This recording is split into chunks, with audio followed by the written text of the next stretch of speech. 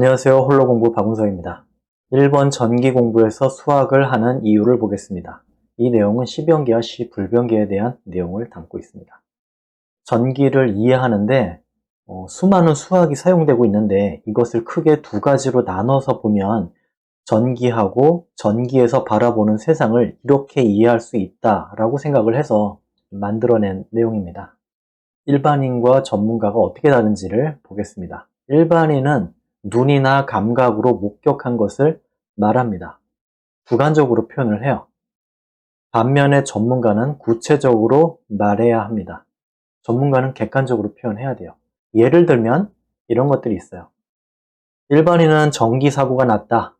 전기가 온다. 죽을 것 같다. 감전된 거죠. 감전돼서 얘기하는 건데 이렇게 표현을 합니다. 하지만 이거는 주관이기 때문에 다른 사람은 그렇게 느끼지 않거나 그렇게 얘기했다 하더라도 듣는 사람은 심각하게 받아들이지 않을 수도 있어요. 주관적인 표현이니까요.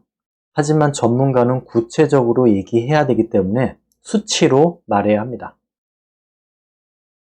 수치로 말하기 위해선 수학을 동원해서 표현할 수밖에 없어요.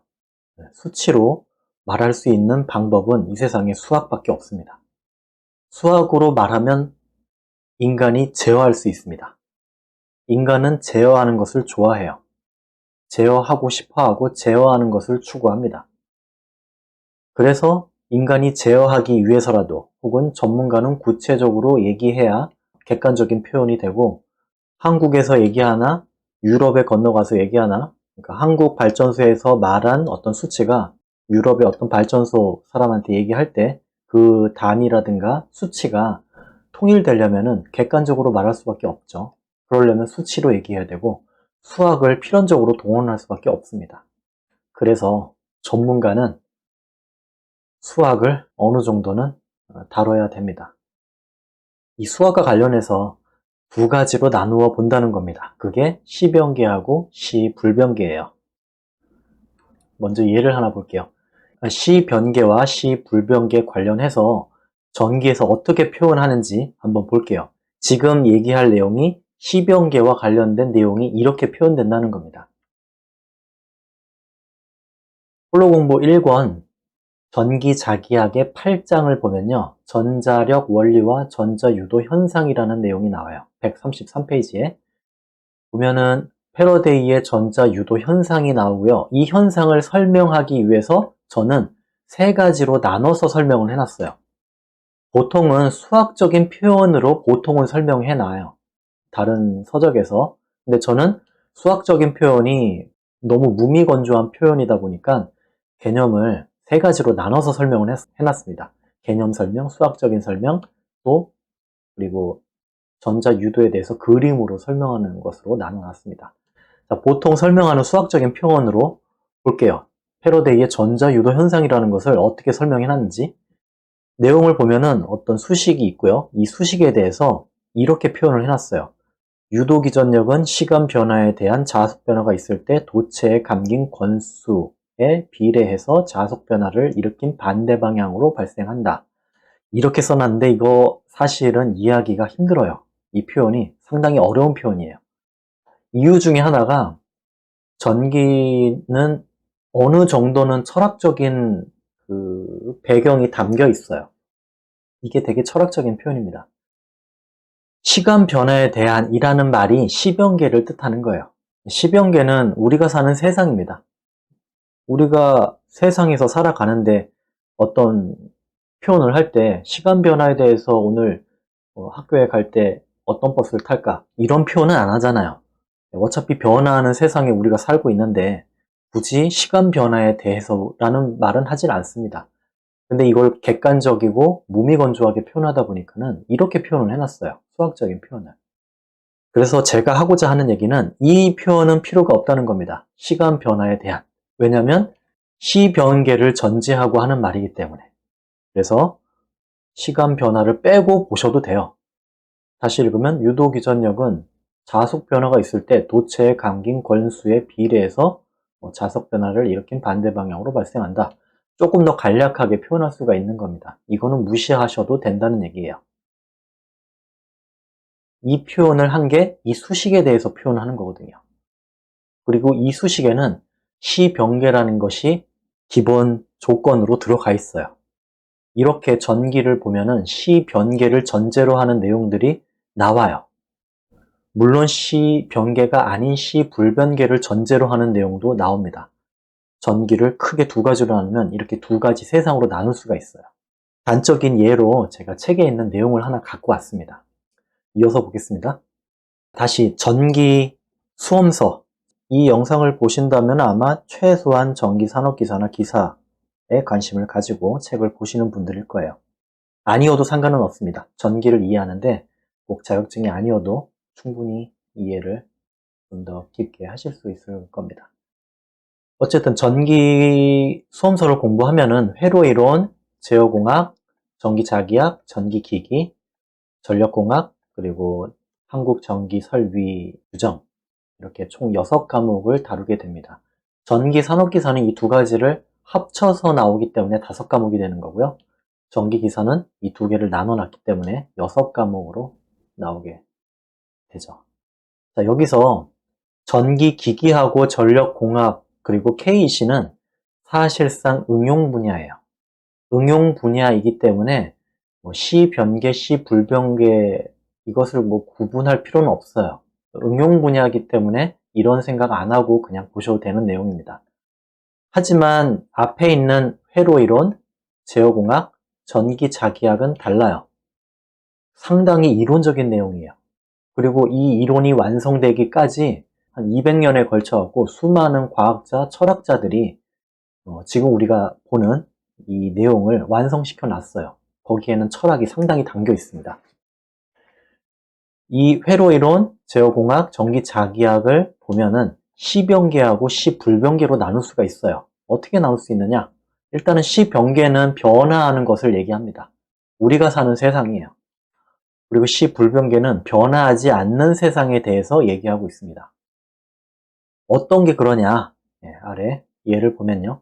변화하는 것은 우리가 사는 세상, 지구, 우주 모든 게 다 변화하는 상태입니다. 우리가 사는 지금 이 건물, 집 안에 있는 것도 다 변화하는 상태의 것들이에요. 변화하는 것은 복잡합니다. 반면 변화하지 않는 건 뭐가 있느냐? 대표적으로 사람의 관념이에요. 이게 철학, 서양 철학하고 많이 가까운데 시변계는 세상이고요. 우주. 시불변계는 다른 말로 인간의 관념이에요. 인간의 관념. 인간의 관념은 자연 상태에 비하면 상당히 단순합니다. 그래서 단순한 것은 사칙 연산으로 충분히 계산할 수 있습니다. 하지만 우리가 사는 세상, 지구, 자연은 복잡해요. 변수가 매우 많아요. 이렇게 변수가 많은 것들을 표현하는 수학이 미분이에요. 미분은 다른 말로 변화하는 것에 대한 표현이에요. 그 표현이 수치로 구체적으로 말할 수 있는 표현일 뿐입니다. 오일러 수도 마찬가지예요. 대표적으로 오일러 수 그리고 미분은 변화하는 세상에 대한 표현입니다. 전기 수험서에서 회로이론이나 제어공학, 전기자기학에서 미분 표현을 보면 복잡하거나 좀 답답하게 생각하실 필요가 없어요. 이렇게 앞에 D가 붙어가지고 모분에 뭐라고 나온 표현을 보면 아, 이건 변화하는 걸 나타내는 거구나 라고 그냥 받아들이면 외우기가 훨씬 쉽습니다. 반면에 전기 수험서에서 그냥 곱하기, 나누기, 더하기, 빼기 이런 연산으로 표현되는 것들이 있어요. 그럼 이거는 고정된 것, 변하지 않는 것에 대한 표현이구나 이렇게 받아들이시면 조금 더 외우시는데 도움이 될 거라고 저는 생각을 합니다. 참고로 하나만 더 얘기를 해볼게요. 이 시변계는 다른 말로 우리가 사는 세상입니다. 자연이에요, 그냥. 그리고 이 시불변계는 한마디로 사람의 관념입니다. 우리가 수학을 한다는 것도 그리고 우리가 말을 할 때 단어로 얘기를 하죠. 다 사람 관념에 있는 것이지 세상에 존재하는 건 아니에요. 인간의 관념 속에 있는 겁니다. 수학은 어디 있느냐? 존재하긴 하는데 지구나 자연에 존재하는 게 아니라 머릿속 관념 속에 존재를 합니다. 그 관념에 의해서 세상을 해석해서 표현할 때 좀 더 편리하게 그리고 인간이 제어할 때 좀 더 편리하게 제어할 수 있는 것 뿐이죠. 인간의 관념은 단순합니다. 밖에 나무가 있어요. 실제 나무가 있고 우리는 그 나무를 있는 그대로 표현할 수가 없어요. 그래서 인간이 만든 게 단어죠. 단어라는 문자로 머릿속에 우리는 외울 수 있어요. 그래서 밖에 있는 나무를 어떻게 표현하지 않더라도 나무라고 얘기하면 상대방도 뭐를 지시하는지 알게 돼요. 근데 이 나무라는 단어는 우리 머릿속에 있는 것이지 밖에 있는 실제 나무는 아니에요. 그리고 실제 나무하고 우리가 머릿속에 단어로 갖고 있는 나무를 비교하면 우리가 알고 있는 나무는 매우 단순해요. 실제 밖에 있는 분자 구조로 되어 있는 복잡하고 유기적이고 계절에 따라서 변화하는 실제 나무에 비하면 우리가 사고 속에 있는 단어는 매우 단순합니다. 대표적으로 그렇습니다. 그래서 사람의 관념은 단순하고 이러한 단순한 것에 대한 계산, 고정되어 있는 것에 대한 계산은 사칙 연산으로 충분히 계산할 수 있습니다. 다음을 볼게요. 그래서 지구, 우주, 우리가 사는 이 세상을 크게 전기의 철학에서 나누어서 보면은 전기뿐만 아니라 철학의 지금까지 진행되어 온 과정을 보면 이렇게 구분을 하고 있습니다. 세상을 두 가지로 구분하고 있어요. 자연계와 인간의 사유계. 그래서 사유계는 시불변계로 우리가 얘기하는 것이고 시변계는 우리가 사는 지구, 자연, 우주를 의미합니다. 시변계는 복잡해요. 그리고 매우 변화무쌍하게 변화합니다. 이러한 시변계를 표현하는 것이 미분입니다. 미분은 이렇게 표현되게 돼 있어요. 분수처럼 D분의 D, 그 다음에 델타분의 델타. 요거는 그리스 문자로 라운드라고 불러요. 라운드 뭐분의 라운드 뭐. 이렇게 된 표현을 보시면 미분에 자신이 없는데라고 생각하실 필요가 전혀 없어요. 아, 변화하는 것에 대한 표현이구나. 변화하는 것에 대한 표현을 이렇게 약속을 했어요. 그래서 그렇게 알아주시면 됩니다. 이 변화하는 것과 관련해서 오일러 수라는 게 있어요. 잠시 후에 이 오일러 수에 대해서 간략하게 설명을 할 텐데 이 오일러 수는 자연 상태에서 생성하고 감퇴하는 것과 관련이 있어요. 이 미분은 이 변화하는 것이 어떻게 변화할지는 몰라요. 하지만 이 오일러 수는 자연 현상에서 생성되고 감퇴되는 그 현상을 연속적으로 표현한 수학입니다. 이 미분과 오일러 수는 그렇습니다. 반면에 제일 위에 있는 사칙 연산은 곱하기 나누기 더하기 빼기 나누기, 이것은 시불변계에 속하는 내용이 되겠습니다. 시불변계에 속하는 사칙 연산을 보면 우리가 익히 아는 거예요. 4 플러스 1은 5, 100 빼기 10은 90, 10 나누기 4는 2.5. 이것은 이렇게 써놓으면 이건 절대 변화하지 않아요. 이 수치를 지워서 다시 고쳐 쓰기 전까지는 항상 고정되어 있는 상태예요. 사칙 연산을 사용해서 표현한다는 건 기본적으로 그러한 속성을 갖고 있습니다. 반면에 미분 표시를 보면 옆에 변화한다는 것은 이렇게 표현한다고 했죠. 대표적으로 조금 전에 봤던 패러데이의 전자 유도 법칙 식을 보면 이런 꼴로 돼 있어요. D 뭐분의 D 뭐.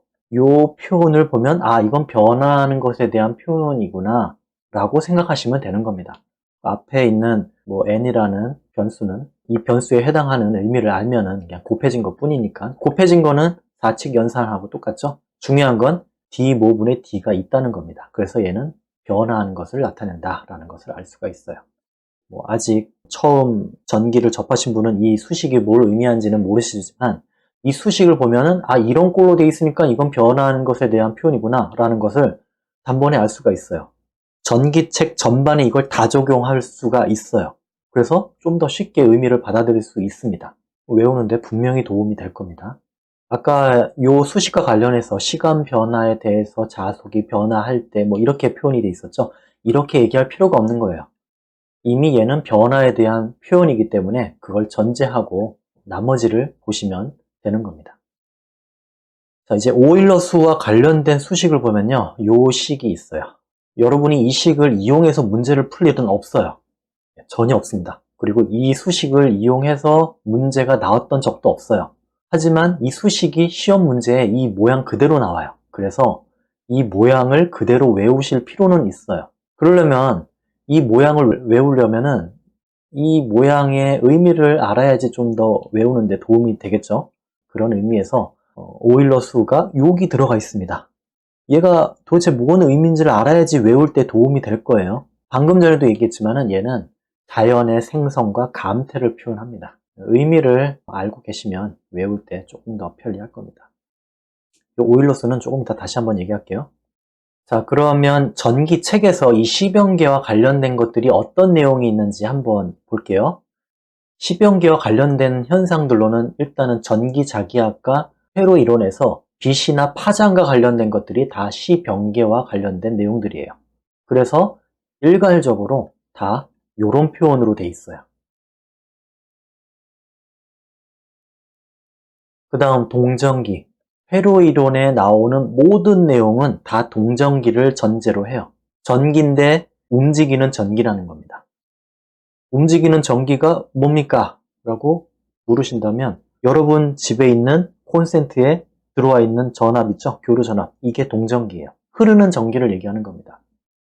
흐르지 않는 전기도 있습니까? 예, 흐르지 않는 전기도 있어요. 정전기. 전기자기학, 지금 시불변계로 갑자기 넘어갈게요. 전기자기학 내용을 보면요. 정전계하고 정자계가 나오게 돼요. 이 정전계는 다른 말로는 정전기예요. 정전기. 전기이긴 전기인데 정지해 있는, 움직이지 않는 전기를 얘기합니다.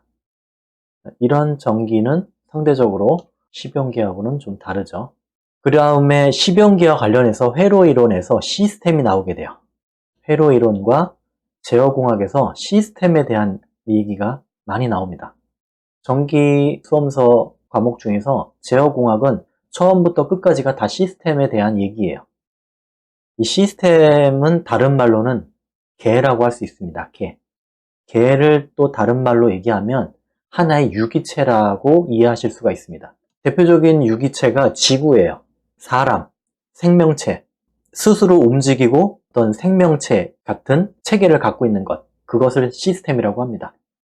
자동 제어 시스템이라고 하면 그 자동 제어 시스템은 기계이긴 하지만 어떤 목표 값을 입력을 하면 사람이 어떤 목표 값을 제시를 해서 입력을 해주면 그 자동 제어 시스템은 목표치를 향해서 변화하게 돼 있어요. 그래서 유기체로 볼 수가 있습니다. 유기체고 변화하니까 시병기에 속하는 내용이 됩니다. 이러한 빛 파장, 동전기 시스템은 다 이렇게 표현되게 돼 있어요. 전기자기학에서 빛과 파장 관련해서 이렇게 표현되게 되고요. 또 동전기 관련해서 회로 이론에서 교류는 죄다 이렇게 표현됩니다. 제어공학에서 자동 제어 시스템도 이렇게 표현이 됩니다. 반면에 시불변계의 대표적인 것들은 회로 이론, 그림 이런 것들이에요. 지금 회로가 하나 있어요. 회로가 있고 전원이 있고 6A가 있고요. 이 6A가 병렬에서 2A, 1A, 3A로 나뉘었어요. 얘를 해석할 때 이 회로도를 우리가 수치로 말하고자 할 때 쓰는 수학은 곱하기, 나누기, 더하기, 빼기입니다. 이 그림은 사람이 지워서 수치를 바꾸기 전까지는 고정된 상태예요. 변화하지 않아요. 변화하지 않기 때문에 사칙 연상, 더하기, 빼기, 곱하기, 나누기로 다 표현할 수가 있습니다. 그래서 홀로공부 수험서 2권의 회로이론 2장이 직류회로에 대한 내용이 나올 텐데 죄다 더하기, 빼기, 곱하기, 나누기입니다. 이렇게 시병계하고 시불변계를 나눠서 보면 전기책에 나오는 문자로 된 건 우리가 충분히 읽을 수 있지만 수식이 항상 걸리죠. 그렇지만 시병계와 시불변계로만 나눠서 수식을 봐도 이제 의미를 알 수는 있어요. 아, 이게 시불변계와 관련된 것들이고 변화하지 않는 것들을 계산하기 위해서 수학으로 표현해 놓은 것 뿐이구나. 이렇게 우리는 이해하고 넘어갈 수가 있습니다. 예로 제가 1권 전기자기학 홀로공부 1권을 얘기하는 겁니다. 전기자기학 11장에 맥스웰의 전자방정식이 있어요. 거기에 180페이지를 보면요. 제가 시병계와 시불변계에 대해서 이렇게 정리를 해놨습니다. 한번 읽어볼게요. 이건 책에 있는 내용이에요. A라는 것이 t초 전과 후가 값이 다르고 값이 계속 변화한다면 이것은 A는 시간에 대해 변화한다는 의미로 A는 시변계에 있다고 말할 수 있습니다. 시변계의 값을 우리는 미분, 이런 식, 미분 수식으로 나타냅니다. 그래서 미분, 이런 표시로 나타낸 것이 전기책에 있다면 움직이는 것을 나타내는 수식이라고 우리는 이해할 수 있습니다. 다음 시 불변계를 보면요. 우리가 사는 세상은 시간은 멈추지 않고 시간은 계속해서 변화합니다. 너무 당연한 얘기예요. 시간이 흐르는 가운데 어떠한 A라는 것이 t초 전후가 내내 동일한 값을 유지했다면 우리는 그 A라는 것을 시간에 대해서 변화하지 않는다는 의미로 시 불변계에 있다고 얘기할 수가 있습니다. 이런 시 불변계에 있는 값을 우리는 사칙 연산 플러스 마이너스 곱하기 나누기로 나타낼 수가 있습니다. 전기를 이 시변계와 시 불변계, 미분과 사칙 연산으로만 구분을 해도 전기책의 상당한 내용은 수식의 구체적인 어떤 수학적인 증명이나 복잡한 어떤 계산이 아니더라도 의미를 이해하는 데 충분히 도움이 됩니다. 자, 마지막으로 시변계에 속하는 오일러 수 2를 볼게요. 도대체 얘가 뭘 의미하는 건지. 제어공학을 보면 써놨습니다. 2권 제어공학 14장 제어 시스템의 라플라스 변환 부분을 보면요. 라플라스 변환 정의가 이렇게 돼요. 자, 이것을 그냥 외우려고 하면 힘들죠. 전기 기사나 전기 산업 기사 시험을 보시려고 할 때 이 수식을 이용해서 계산을 할 일은 없어요. 하지만 이런 수식을 물어는 봐요. 다음 중 맞는 수식이 뭐냐 하고 맞는 수식 하나 놓고 나머지는 틀린 걸 갖다 놓을 수 있는 거예요. 그랬을 때 외울 때 도움이 되실 겁니다. 자, 문제는 얘는 뭐 적분에 대한 표시니까 이렇게는 쌍이죠. 인테그럴하고 dt는 쌍이에요. 그리고 ft는 시간에 대한 변화를 얘기하는 겁니다. 우리가 앞에서 시변계를 얘기할 때 이 시변계의 일반적인 표현이 ft예요. 이 시변계라는 문자도 수학으로 표현할 때는 ft라고 표현을 해요. 오일러 수와 관련해서 제가 넣은 이 라플라스 변환 정의를 보면은 얘는 한글로는 안 적혀 있지만 ft라고 보는 순간 이거는 시변계라고 생각하시면 돼요. 그 시변계에서 얘가 하나 더 있는 거예요. 이 정체를 알아야지 좀 더 외우는데 도움이 되시겠죠? 요거에 대해서 설명을 하면요. 오일러수 2의 x승 이렇게 되어 있는 표현은 자연의 생성과 감퇴의 자연현상을 표현합니다. 자연현상에는요. 등가속 곡선, 등감속 곡선이 없어요. 자연에는 직선으로 그리는 자연현상이 없습니다. 다 오일러수에 해당하는 어떤 곡선을 그리게 돼 있어요. 다음 내용을 볼게요. 불씨가 발생해서 타오르는 현상. 이 성냥에다가 불을 붙였는데 처음에 이 화학적으로 불씨가 붙을 때는 불씨가 붙는 원소, 화학 분자, 구조 한두 개가 불이 붙었을 거예요. 처음에는 한두 개가 붙다가 이게 번지면서 조금만 시간이 지나면 기하급수적으로 번지게 되면서 불이 이렇게 타오르는 모습이 보이게 되는 겁니다. 등가속의 곡선을 그리면서 성냥이 불에 붙진 않아요. 초반에는 뭔가 미약하지만 조금만 시간이 지나면 기하급수적으로 번지게 돼요. 이런 게 생성과 관련된 것들이에요. 이런 걸 오일러수로 나타낼 수가 있습니다. 다음, 바이러스가 증식하는 현상. 바이러스도 증식하는 것을 보면요. 바이러스가 처음에는 한 개, 두 개 이렇게 증식을 해요. 하지만 조금만 시간이 지나면 기하급수적으로 증가하기 시작합니다. 이렇게 생성과 감퇴의 자연현상을 표현할 수 있는 수학이 오일러 수 말고는 없어요. 방금 전에 얘기했던 시변계와 관련해서 FT, 미분 표현 이런 것들은 변화 자체를 표현할 수는 있지만은 그 변화 중에서도 생성과 감퇴, 이 자연현상에서 나타나는 이러한 현상을 표현하기에는 역부족이에요. 이런 것을 오일러수 2를 이용해서 나타내면 상당히 자연현상에 가까운 수학적 표현이 가능하게 됩니다. 탈모도 태어나가지고 시간 흐름에 따라서 비례해서 머리가 빠지진 않죠. 어느 일정 나이가 되면 기하급수적으로 나타나는 현상 중에 하나죠. 다음, 물이 어는 현상. 이것도 마찬가지죠. 온도가 내려가는 그 수치에 비례해서 물의 분자가 얼음 결정으로 바뀌진 않아요. 어떤 일정 온도를 넘어가면서 갑자기 얼음 결정 구조로 바뀌면서 기하급수적으로 얼어버려요. 이런 걸 보면서 자연현상은 등감속하지도 않고 등가속하지도 않습니다. 이러한 오일러수 2를 그래프로 나타내면 이렇게 돼요. 쭉 있다가 성냥을 딱 키면은 초반에는 조금 붙다가 어느 순간 갑자기 확 붙어버려요. 그리고 뭐 탈모를 예를 들면 머리가 쭉 있다가 어느 순간 기하급수적으로 쑥 빠져버려요. 이런 걸 나타낼 때 오일러 수 2를 사용합니다. 오일러 수 2를 나타낼 때 2의 x승, 2의 마이너스 x승은 이러한 곡선을 그리는데, 만약에 이 x에다가 1이나 2 자연수를 넣게 되면은 곡선이 이렇게 펴지게 됩니다. 오일러 수 2의 x승에 x에다가 변수를 넣을 때와 자연수를 넣을 때의 그래프 차이를 보여드리려고 제가 이렇게 비교하기 위해서 그래프를 갖고 왔습니다. 자, 이 오일러 수 2를 실제로 여러분이 공학용 계산기를 이용해서 문제를 푸시거나 항상 갖고 계셔야 돼요. 여러분이 전기 자기약, 회로 이론, 아니면 제어공학을 관련된 문제를 푸실 때 공학용 계산기가 필수로 필요하고요. 거기에서 공학용 계산기에 보면 여기 오일러 수 2가 있죠. 얘가 있기 때문에 얘를 누름과 동시에 오일러 수 2와 관련된 연산이 됩니다. 그래서 다시 한번 시변기와 시불변기와 관련해서 4칙 연산, 미분, 오일러수 이러한 표현들을 보시면은 이것을 오일러수를 계산할 줄 알아야만 되는 건 아니고요. 미분 표현을 꼭 계산할 줄 알아야 되는 것도 아니고요. 4칙 연산은 뭐 사실상 초등학교 때 배우는 거니까 이건 어렵다고 얘기하기가 어렵죠. 미분과 오일러수를 보면은 어렵다 이전에 의미를 생각하시면은 외우는데 훨씬 도움이 되고, 책 내용에서 수식을 건너뛰지 않더라도 책의 전반적인 내용을 읽고 이해하시는데 문제가 없습니다. 이제 보시면은 변화하는 것에 대한 표현.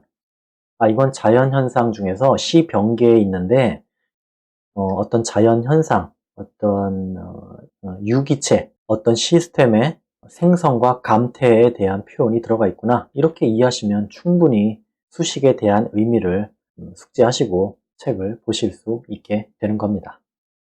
제가 준비한 시변계와 시불변계에 대한 내용은 여기까지입니다. 다음에는 벡터 내용을 보도록 하겠습니다.